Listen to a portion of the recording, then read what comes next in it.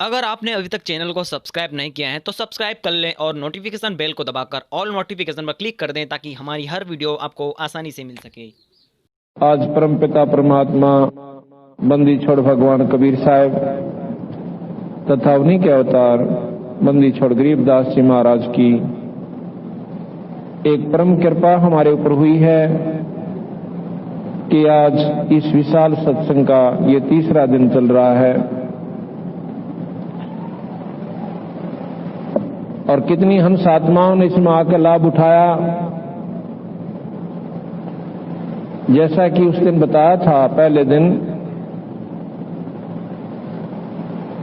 जिस दिन आप सत्संग में आते हो परमात्मा आपको सत्संग में आने की उमंग भरता है और आपको ये समय मिलता है कि आप सत्संग में आ जाते हो।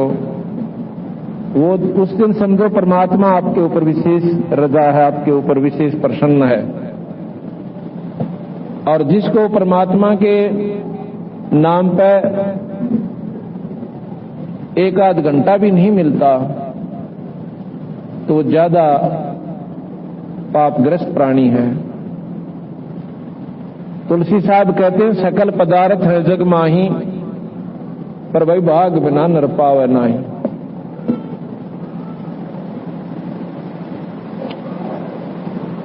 आज जितनी भी हंसात्मा सत्संग में आई हैं, भगवान की कथा सुनने का एक विशेष लाभ होता है। संतों के दर्शन से आत्मा निर्मल होती है। हमारे कई प्रकार के पाप होते हैं। कुछ पाप कर्म ऐसे हैं जो कि संतों के दर्शन मात्र से कट जाया करते हैं। कुछ पाप कर्म ऐसे हैं सत्संग में सेवा करने से नरम होंगे और कुछ पाप ऐसे होते हैं जो कि हमने धर्म करके ही उनको नरम करना पड़ेगा, काटने पड़ेंगे। और कुछ पाप कर्म ऐसे होते हैं जो कि भजन से, नाम के जाप से कटते हैं। कबीर साहब ने लिखा है कि साध मिलन को चालिए भाई तज माया अभिमान और जो जो कदम आगे रखे ओहे यज्ञ समान। अब विचार कीजिए कितनी बड़ी बात कही है सतगुरु महाराज ने, पर इसमें वजन बहुत है। कोई विचार करे तो सत्संग में आने के लिए प्रथम तो समय नहीं मिला है और चले भी गा तो अपने विषय प्रभाव को दिखाने के लिए सत्संग में जो प्राणी जाता है, कोई राजपद को और कोई धन अभिमान को, तो उसका सत्संग में आना और ना आना बराबर होता है। लेकिन आना चाहिए। सत्संग में के अंदर एक ऐसा जाना चाहिए जैसे एक बीमार आदमी और डॉक्टर के पास जाता है। उसकी आत्मा कर्रा रही होती है कि हे भगवान मेरे को दवाई दे और मेरी बीमारी कट है।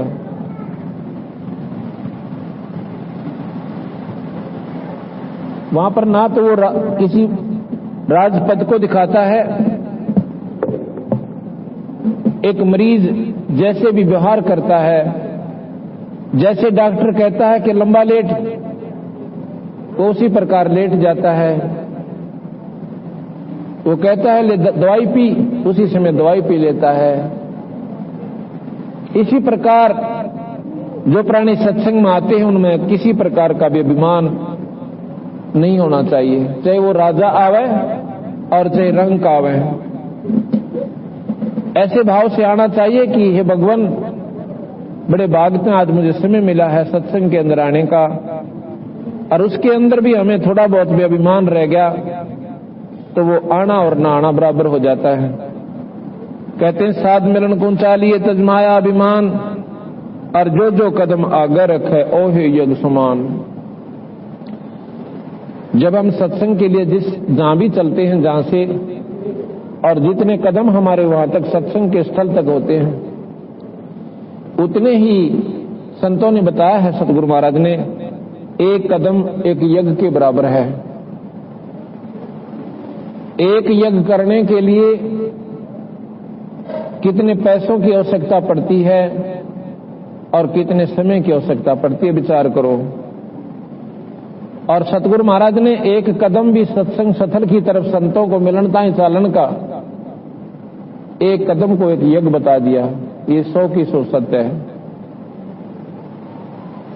साधु दर्शन राम का मुख पे बसे सुहाग, भाई दर्शनी को होत हैं जिनके पूर्ण बाग।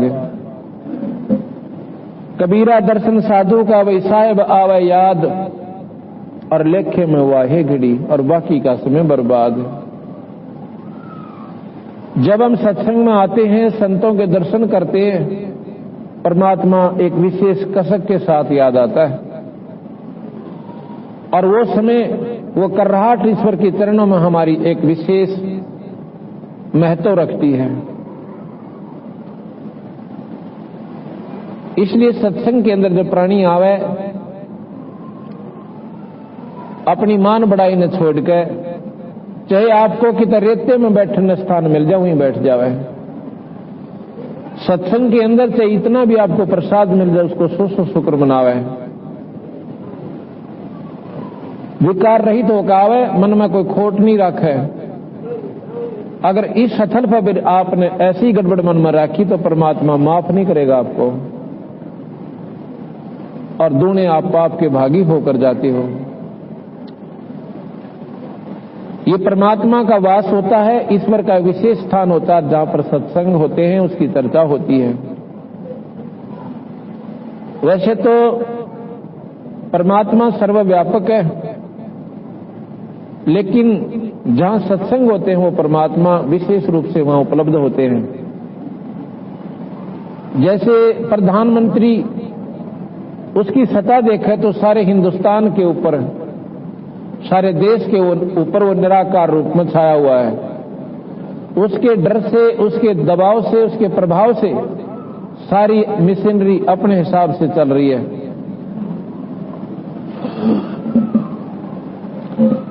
लेकिन जिस दिन वो किसी शहर में आता, उस दिन न्यारी चहल पहल होती है। उस दिन वो स्वयं होता है वहां पर, और उस समय उस सभा में कोई गड़बड़ करे और ठीक आचरण से हो जावे, गड़बड़ करने वाले को तुरंत नजदीकता देगा, उसी समय उसको अरेस्ट करवा के अंदर कर देगा, और जो विधि से उससे वातावरण व्यवहार करता है, ना जाने उसकी के मौत बख्श जावे। इसी प्रकार सत्संग एक ऐसा स्थान होता है जहां पर परमात्मा का विशेष वास होता है। अगर ऐसा ना हो तो इस शिष्य बुंडे कलयुग में ये 5 दिन का समागम 1 घंटे में रोड़ा पड़ ले। शादी होती है 2 घंटे की, इसे बुंडे कलयुग में 2 घंटे, भाई बोलो बतना, अच्छा 2 घंटे की शादी होती है, उसमें भी सारा कुंबा नेताना होले से और हाथ जोड़े भगवान किसी प्रकार ये ठीक ठाक चले जाए यहां से। वहां परमात्मा का वास नहीं होता, वहां पर कुमत छाई होती है, और यहां पर ऐसा लग गया जानो और 10 दिन ये समागम चलता ही रहे। यहां पर ईश्वर की प्यारी हंस आत्मा आती है, जिनमें परमात्मा का विशेष लगाव होता है, और स्वयं ईश्वर वहां पर विद्यमान रहते हैं।